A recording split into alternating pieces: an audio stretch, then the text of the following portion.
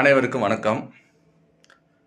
சில தினங்களாக என்னுடைய வீடியோ மற்ற பதிவுகள்லாம் நீங்கள் பார்த்துருக்க மாட்டீங்க. காரணம் என்னன்னா, என் தம்பியை இறந்துட்டார்.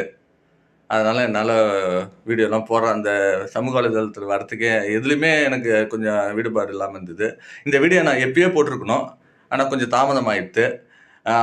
என்னன்னா, ஒரு நம்ம பாண்டிச்சேரி சுகாதாரத்துறை மகா மட்டமான கேவலமான சுகாதாரத்துறையாக இருக்குன்னு வைங்களேன். என்னோட அனுபவம் ரொம்ப மன வருத்தத்தை ஏற்படுத்திடுச்சு இந்த விஷயத்தில்.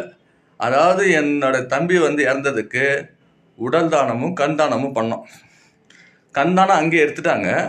உடல் தானம் பண்ணுறதுக்கு ஆனால் உண்மையாலுமே ரொம்ப ரொம்ப கஷ்டமான விஷயங்க. உடல் தானம் பண்ணுறது ஈஸியான விஷயம் கிடையாது. இன்னமும் எடுத்துன்னு போயிடுவோம் சிலர்லாம் சொல்கிறாங்க. ஆனால் அவ்வளோ கஷ்டமான விஷயம். நம்ம பாண்டிச்சேரி சுகாதாரத்துறையில் இந்த வேலை ரொம்ப ரொம்ப கஷ்டமான விஷயம். இதை எவ்வளோ சுலபப்படுத்தணும் தெரியுங்களா? அதால் எவ்வளோ நன்மைகள். ஒரு மருத்துவ கல்விக்கு உதவுது.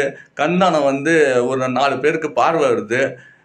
ஒரு நல்ல இடத்துல செய்ய நினச்சா கூட இந்த அரசாங்கம் இதுக்கு முக்கியத்துவம் கொடுக்க மாட்டேதுன்னு வைங்களேன். அலட்சியம், ரொம்ப அலட்சியமாக நினைக்கிறாங்க. அதாவது முதல்ல நம்ம இங்கேருந்து போகணும், ஸ்டேஷனில் என்ஓசி வாங்கணும். அதுக்கப்புறம் அந்த இணை இயக்குனர், ஆனால் இணை இயக்குனரை நாங்கள் போய் நேராக சந்திக்க போகிறோம். ஆனால் அதாவது கந்தசாமின்னு ஒருத்தர் தான் பேசுகிறாரு. ஆனால் நான் பக்கத்தில் நிற்கிறேன். நான் பக்கத்தில் நிற்கிறது நான் அவரோட உறவினர் தெரியாமல் அந்த இணை இயக்குனர் சொல்கிறாரு, ஏங்க நீங்கள் உங்களுக்கு எதுக்குங்க இந்த வேலை? யார்?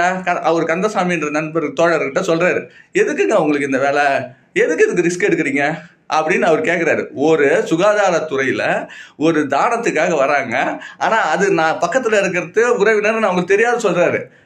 தெரிஞ்சிருந்தா அந்த வார்த்தையை சொல்லியிருக்க மாட்டேன்னு வைங்களேன். இப்படி சொல்கிறாரு, எதுக்கு ரிஸ்க் எடுக்கிறீங்கன்றாரு. அப்போ பாருங்கள் எந்த அளவுக்கு இருக்குது. ஆனால் விளம்பரம் மட்டும் கண் தானம் பண்ணுறதுக்கும் உடல் தானம் பண்ணுறதுக்கும் விளம்பரம் மட்டும் பெருசாக பண்ணுறாங்க. என்ன காரணம்னா, விளம்பரத்தில் அவங்களுக்கு பணம். அதில் ஒரு பேனர் அடிக்கிறதுலேருந்து சின்ன விஷயத்துலேருந்து பெரிய விஷயம் வரைக்கும் அவங்களுக்கு காசுக்கு மட்டும்தான் அந்த விளம்பரத்துக்கு பண்ணுறாங்க தவிர. ஆனால் உண்மையான அங்கே எந்த ஒரு இதுவும் இல்லை. ஒரு ஆம்புலன்ஸ் கேட்குறதுக்கு 2 ஆம்புலன்ஸ் வச்சுக்கிறாங்க. ஒன்று தான் வச்சுக்கிறாங்க. ஒரு ஆம்புலன்ஸ் வச்சுக்கிறாங்க. நாம் தானம் கொடுக்கணும் அதுக்கே. ஏன்னா அந்த டைமிங் இருக்காதுன்னு வைங்களேன். குறிப்பிட்ட ஒரு 3 மணி நேரம் தான் அந்த பாடியை வைக்க முடியும். அதுக்கு ஆம்புலன்ஸ் கேட்டால் எனக்கு 2 மணி நேரம் ஆக்குறாங்க. ஒரு ஆம்புலன்ஸுக்கு ஒரு ஆம்புலன்ஸ் தான் இருக்கணும். அதே மாதிரி ஐஜிஎம்லேயும் ஒரே ஆம்புலன்ஸ் இருக்குது.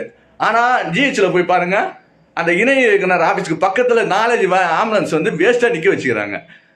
மட்டமாக கேவலமான அரசாங்கமாக இருக்குது இது. இன்னும் சுகாதாரத்துறைக்கு ஒரு முதலமைச்சர்கிட்ட இருக்குது. இன்னும் நீங்கள் ஒரு சுகாதாரத்துறை நடத்துறீங்க. என்னடான்னு பார்த்தா மருந்து